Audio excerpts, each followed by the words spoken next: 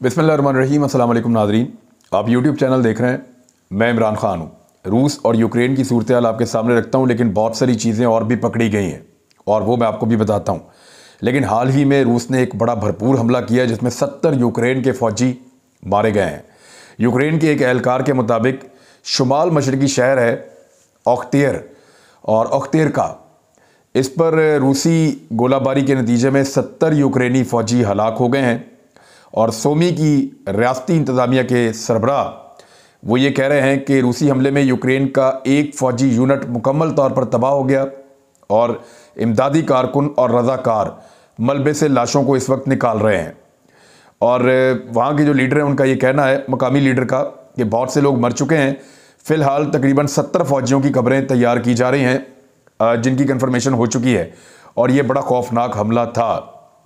इसके अलावा रूसी फ़ौजियों की जो गाड़ियां हैं वो बहुत तेज़ी से मूव कर रही हैं और ये तस्वीर भी आई हैं कुछ, और तस्वीर जो आई हैं वो मैक्सर की हैं, यानी मुख्तलिफ तस्वीर आ रही हैं, मुख्तलिफ जगह से रिपोर्ट किया जा रहा है। पहले ये रिपोर्ट किया जा रहा था कि गाड़ियों की तादाद कम है, लेकिन अब रिपोर्ट किया जा रहा है कि बहुत बड़ी तादाद में गाड़ियाँ मूव कर रही हैं।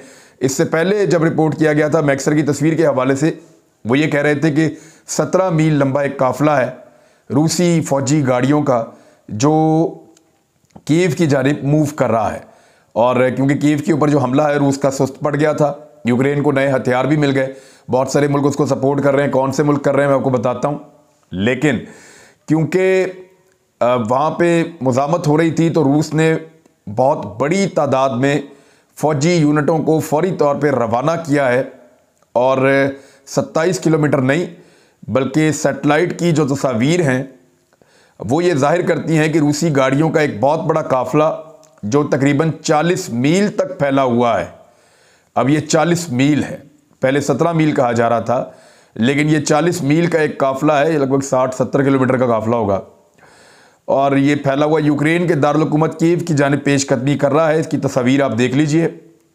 सैटेलाइट इमेजरी बनाने वाली कंपनी मैक्सर टेक्नोलॉजी का कहना है कि इससे कबल जो रिपोर्ट की गई थी वो ठीक नहीं थी।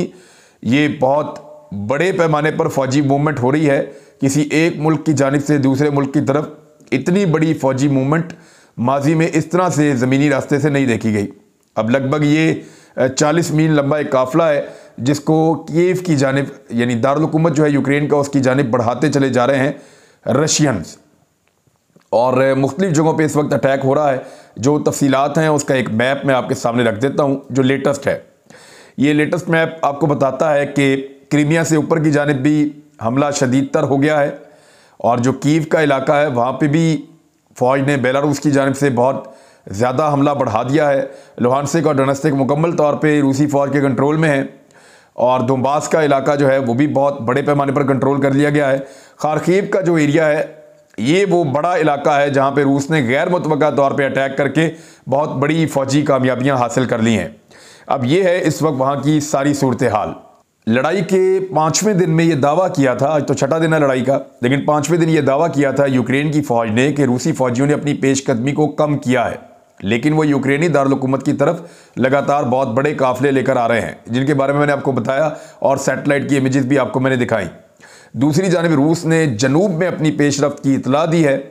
दोनों ममालिक की बहरिया के दरमियान लड़ाई बहरा अस्वद में ओडेसा की बंदरगाह के करीब हो रही है और ये लड़ाई भी शदीद है। रूस अभी भी जनूबी बहरा अज़ोव के साहिल पर अपनी बहरिया को मज़ीद मुनज़्ज़म करने की कोशिश कर रहा है। यूक्रेनी फ़ौज के मुताबिक 3 रूसी मिसाइलों ने कीव शहर को निशाना बनाया जिनमें से एक को रोका गया। इसके अलावा रूसी फ़ौज की शदीद बमबारी के बावजूद मशरिक में खार्किव शहर पर बदस्तूर उनका कब्ज़ा है। दूसरी जानिब रूसी मौक़िफ़ ये है कि वो क्रीमिया के करीब खेरसन और बर्दियानस्क, ये 2 शहर हैं, इनका मुहासरा कर रहे हैं और यूक्रेन ने तस्दीक की है बर्दियानस्क पर रूसी फ़ौजियों ने कब्ज़ा कर लिया है। यानी पहले रूस ने कहा कि हमने 2 मज़ीद शहरों का घेरा कर लिया है, लेकिन फिर यूक्रेन ने बताया कि उनमें से एक शहर के ऊपर रूस ने कब्जा कर लिया है और ये क्रीमिया से ऊपर की जानिब के इलाके हैं। और अब तक अक़वाम मुत्तहिदा से 12 रूसियों को अमेरिका ने निकाल दिया है, यानी अमेरिका अब कार्रवाइयाँ उन्होंने तेज़ कर दी हैं। ना सिर्फ पाबंदियां लगाई हैं बल्कि रशियंस को अमेरिका से निकाल भी रहे हैं। मैं कुछ चीज़ें आपके साथ शेयर करता हूं इसी हवाले से। जिन लोगों के ऊपर पाबंदियां लगाई गई हैं, एक तो कंपनीज के ऊपर पाबंदियां लगाई जा रही हैं, दूसरा रूस को मुख्तलिफ पाबंदियों का यूरोप में और अमेरिका में सामना करना पड़ रहा है। तो जो पाबंदियां लगाई गई, एक तो प्रेसिडेंट के ऊपर लगाई गई व्लादिमीर पुतिन के ऊपर कि इनके तमाम एसेट्स और हर चीज़ जो है वो सैंक्शन सील्ड। उनके बाद फॉरेन मिनिस्टर जो हैं उनके ऊपर लगी पाबंदी, डिफेंस मिनिस्टर के ऊपर लगाई गई, FSB डायरेक्टर्स के ऊपर पाबंदी लगाई गई, और डिप्टी चीफ ऑफ स्टाफ जो हैं प्रेसिडेंशियल उनके ऊपर पाबंदी लगा दी गई है। चीफ ऑफ आर्म फोर्सेस जो हैं रूस के, उनके ऊपर पाबंदी लगा दी गई है। सीनियर ऑफिशियल्स जितने भी हैं उन पर पाबंदी लगाई गई है। जबकि सिक्योरिटी काउंसिल सेक्रेटरी जो है उनके ऊपर भी पाबंदी लगा दी गई है रूस के।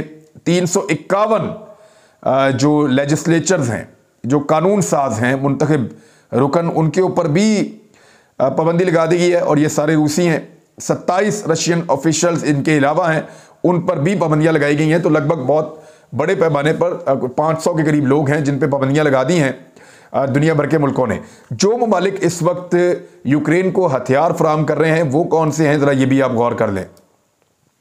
इस वक्त बेल्जियम मदद कर रहा है यूक्रेन की, कनाडा मदद कर रहा है, चेक रिपब्लिक मदद कर रहा है, फ्रांस मदद कर रहा है, जर्मनी, यूनान, पुर्तगाल, Romania, Spain, Sweden, Netherlands, United Kingdom यानी यूके या बरतानिया, और फिर अमेरिका, यूनाइटेड स्टेट्स। ये मुल्क जो हैं वो इस वक्त यूक्रेन की मदद कर रहे हैं और लगातार मदद को जो है वो बढ़ाते चले जा रहे हैं। इसके अलावा दुनिया का जो दोहरापन है वो भी एक्सपोज होता जा रहा है। कैसे, मैं कुछ चीज़ें आपके सामने रखता हूँ। United Nations emergency sessions, United nation के एमरजेंसी सेशंस बुलाए जाते हैं इंतहाई ख़राब हालात में, जब दुनिया बहुत ज़्यादा ख़तरे में हो, जब इंसानियत ख़तरे में हो और इंसानों की जानें ख़तरे में हो, तो उस वक्त यूनाइटेड नेशन का एमरजेंसी सेशन बुलवाया जाता है। ये सेशन आज तक कितनी मरतबा बुलाया गया मैं आपको बता देता हूं। ये सेशन आज से पहले सिर्फ 10 मरतबा बुलाया गया है और अब 11वीं मरतबा इस सेशन को कॉल किया गया है रशिया और यूक्रेन की लड़ाई के तनाजुर में। तो सबसे पहला जो सेशन था वो 1956 में बुलाया गया और वो जब स्वेज का एक कैनाल का आपको पता है एक क्राइसिस था, उस मामले पे बुलाया गया, नहर स्वेज जहाँ से बहुत बड़ी गुजरगाह है मगरबी ममालिक के बहरी जहाज़ों की, तो उस पर बुलाया गया। फिर 1958 में लबनान में क्राइसिस हुआ, उस पर बुलाया गया। 1960 में कॉन्गो में अमेरिका को ज़रूरत थी, फिर बुलवाया गया। अरब इसराइल वॉर होती है 1967 में, तो इसराइल की मदद के लिए तब बुलाया गया।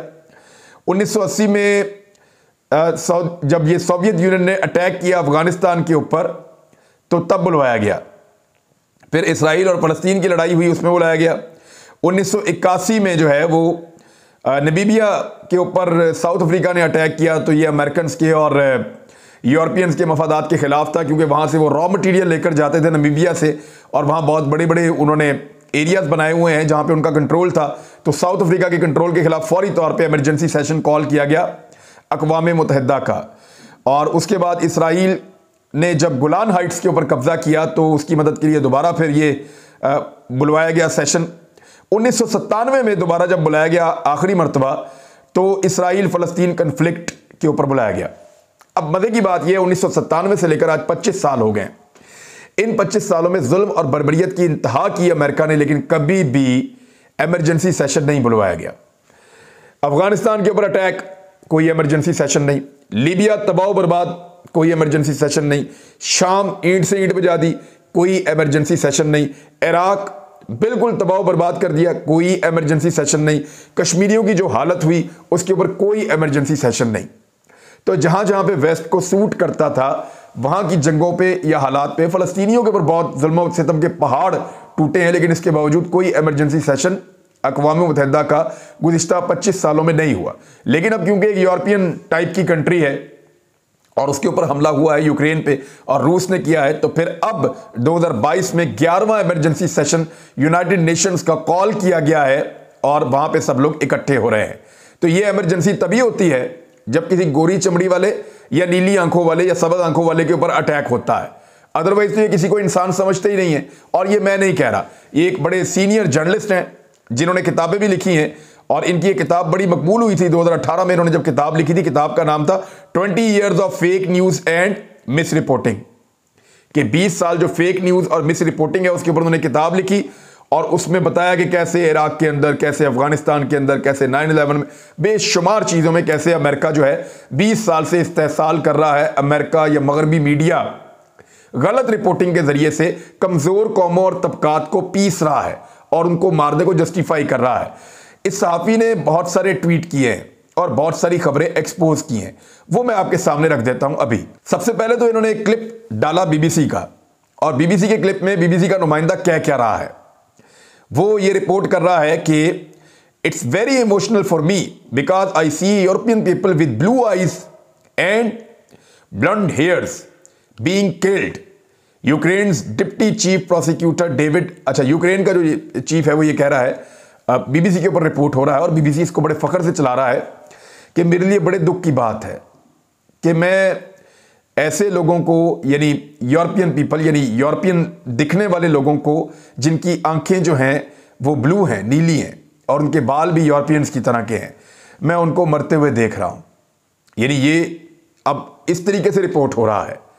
इन्होंने कभी शाम के बारे में, इराक के बारे में, बाकी मुल्कों के बारे में ऐसे बात नहीं की, लेकिन यहां पे फलस्तीनियों के बारे में ऐसे बात नहीं की, लेकिन यहां कश्मीरियों के बारे में ऐसे बात नहीं की, लेकिन यहां ऐसे बात करते हैं। और एक और मैं आपको रिपोर्ट देता हूं, यहां पे तबसरा हो रहा है CBS न्यूज के ऊपर, दिस इज नॉट इराक और अफगानिस्तान। ये इराक नहीं है, ये अफगानिस्तान नहीं है, यानी वहां बंदे मरे तो जस्टिफाइड है, ये मीडिया बताने की कोशिश कर रहा है। This is a relatively civilised, यानी ये एक मुअज़्ज़िज़, मोहतरम, सिविलाइज्ड, यानी उसको सिविलाइज्ड कह रहे हैं, बाकी लोग सिविलाइज्ड नहीं है। फलस्तीन की तारीख उठाएं, दुनिया की पुरानी तरीन तारीख है। शाम की तारीख उठाएं, पुरानी तरीन तारीखों के अंदर है। अफगानिस्तान की तारीख, इराक की तारीख देखें, यहां से तो तारीख शुरू होती है, लेकिन वो इसको कह रहे हैं कि सिविलाइज्ड वो लोग नहीं है। कौन है? रिलेटिवली यूरोपियंस सिटी, जिन लोगों को मारा जा रहा है वो बेचारे यूरोपियंस हैं। और ये CBS के जो कॉरेस्पॉन्डेंट हैं, जो उनके रिपोर्टर्स हैं, मीडिया वाले, वो इसको ऐसे रिपोर्ट कर रहे हैं कि ये यूरोपियन है जी, इनको क्यों मारा जाएगा। अच्छा, एक और जो है वो अल जजीरा के ऊपर रिपोर्ट हो रही है। अब ये इसके अंदर लिख रहे हैं, और एलन मैकलर्ड ने इनको मजीद एक्सपोज किया है। अल जजीरा लिखता है कि ये लोग हमारी तरह के कपड़े पहनते हैं, हमारी तरह दिखते हैं, मिडिल क्लास के लोग हैं, और बिल्कुल रिफ्यूजीज की तरह नहीं है जो दूसरे मुल्कों से आ जाते हैं। ये बेचारे भागने की कोशिश कर रहे हैं। ये अलग है मिडिल ईस्ट के लोगों से, ये अलग है नॉर्थ अफ्रीका के लोगों से, ये अलग हैं अमेरिका के जो लैटिन अमेरिकन मुल्क हैं उनसे। तो इस तरीके से वो रिपोर्ट कर रहे हैं कि ये हमारी तरह के दिखते हैं और हमारी तरह के लोग हैं। बल्कि ये भी लिखा कि ये बिल्कुल वैसे हैं जैसे आपके साथ वाले घर में रहते हैं, यानी ये आपकी तरह की आंखें, आपकी तरह के बाल, आपकी तरह के जिस्म, आपकी तरह की रंगत, और ये यूरोपियंस हैं, सिविलाइज्ड हैं। बाकी लोगों को मारो, इनको ना मारो। अब इस किस्म की ये डिस्क्रिप्शन या इस किस्म का दोहरापन जो है वो मीडिया का सामने आ रहा है, और ये बैनुल अक़वामी मीडिया के अंदर जो लोग काम करते हैं वो खुद एक्सपोज कर रहे हैं। मिसाल के तौर पे अब एक और जो BFM TV है फ्रांस का, वो क्या कहता है? We are in the 21st century, we are in an European city and we have cruise missile fire as though we were in Iraq और अफगानिस्तान। Can you imagine? वो कह रहे हैं कि जी हम यूरोपियन तरह की कंट्री हैं और ये 21वीं सदी है और हमारी यूरोपियन सिटीज़ हैं और हमारे ऊपर क्रूज मिसाइल फायर हो रहे हैं। हम कोई इराक में रहते हैं, हम कोई अफगानिस्तान में रहते हैं। आप अंदाज़ा कीजिए, आप इमेजिन कीजिए, तसव्वुर कीजिए इसका। तो ये इस तरीके से, यानी इनके ऊपर क्रूज मिसाइल आए तो बहुत गलत बात है। अफगानिस्तान में जाए ठीक है, कोई बात नहीं, मारो, कीड़े मकोड़े हैं, जानवर हैं। इराक में मारो, कोई बात नहीं, कीड़े मकोड़े हैं, जानवर हैं। लेकिन यहां कोई ना मारे क्योंकि यहां पे अच्छे लोग रहते हैं, मोहतरम लोग रहते हैं। तो ये स्टैंडर्ड दुनिया का खुलकर सामने आ रहा है। ITV UK का एक टीवी है और उसके ऊपर जो रिपोर्टर है उसने रोना शुरू कर दिया, और वो रोते रोते क्या कह रही है? द अनथिंकेबल हैज हैपेंड, जो सोचा भी नहीं जा सकता था वो हो चुका है। This is not a developing third world nation, ये कोई डेवलपिंग या तरक्की पजीर कोई तीसरी दुनिया का मुल्क नहीं है। दिस इज यूरोप, ये यूरोप है। यानी यूरोप के ऊपर मार पड़े तो इस तरह रोते हैं बिलक बिलक के जैसे पता नहीं क्या हो गया है। और बाकी दुनिया के ऊपर इनका एक आंसू नहीं टपकता। वो अफगानी भूखे मर रहे हैं, वो कह कह के थक गए हमारे पैसे वापस कर दो, उधर नहीं दे रहे। और जब अपने ऊपर कभी अजाब आता है तो ये इस तरह का जवाब देते हैं। मैं ये नहीं कह रहा कि यूक्रेन को जो रूस मार रहा है वो ठीक कर रहा है। हर इंसान का कत्ल जो है वो काबिल मुजम्मत है, लेकिन दोहरा मेयार नहीं होना चाहिए। मुझे आज यूक्रेन वाले भी उतना ही तकलीफ होती है जिस तरह मुझे इराक वालों की, फलस्तीनियों की, बाकियों की होती है। वो मेरे मुसलमान भाई हैं, शायद ज्यादा होती है, लेकिन मैं इसको भी गलत समझता हूं और उसको बहुत गलत समझता हूं। लेकिन इनका स्टैंडर्ड ये है कि वहां ये बोलते नहीं है, यहां ये रोना शुरू कर देते हैं। यहां पे BFM TV है फ्रांस का, वो क्या कहता है? It's an important question, we are not talking here about Syrians fleeing. हम यहां पे सीरिया से भागने वालों की बात नहीं कर रहे, we are talking about Europeans. हम यूरोपियंस की बात करें, यानी सीरिया के अंदर जो लोग शाम में रहते हैं वो तो किसी काबिल नहीं है, लेकिन जो लोग यहां यूरोप में रहते हैं हम उनकी बात कर रहे हैं। बात को वजन देने के लिए फ्रांस में इस तरह से पोर्ट्रे किया जा रहा है। ऊपर से एक और चीज आपको बताता हूं, फीफा जो फुटबॉल की आलमी फेडरेशन है, उन्होंने रशिया के ऊपर पाबंदी लगा दी है फुटबॉल खेलने के ऊपर। रशियन फुटबॉल बहुत शौक से खेलते हैं और देखते हैं। यानी फीफा ने कभी अमेरिका पे पाबंदी लगाई इतने सारे मुल्कों को तबाह करने के ऊपर। मैंने आपको बताया था कि दुनिया में जितनी जंगें हुई हैं पिछले 50 साल में, उनमें सिर्फ 19% बाकी मुल्कों ने की हैं, 81% अमेरिका ने की हैं। कभी फीफा की जरूरत हुई कि अमेरिका के बारे में बात करें? नहीं की कभी भी। एक्सपोज करते रहेंगे, बात करते रहेंगे। अब तक के लिए इतने अपना ख्याल रखिएगा। अल्लाह हाफिज।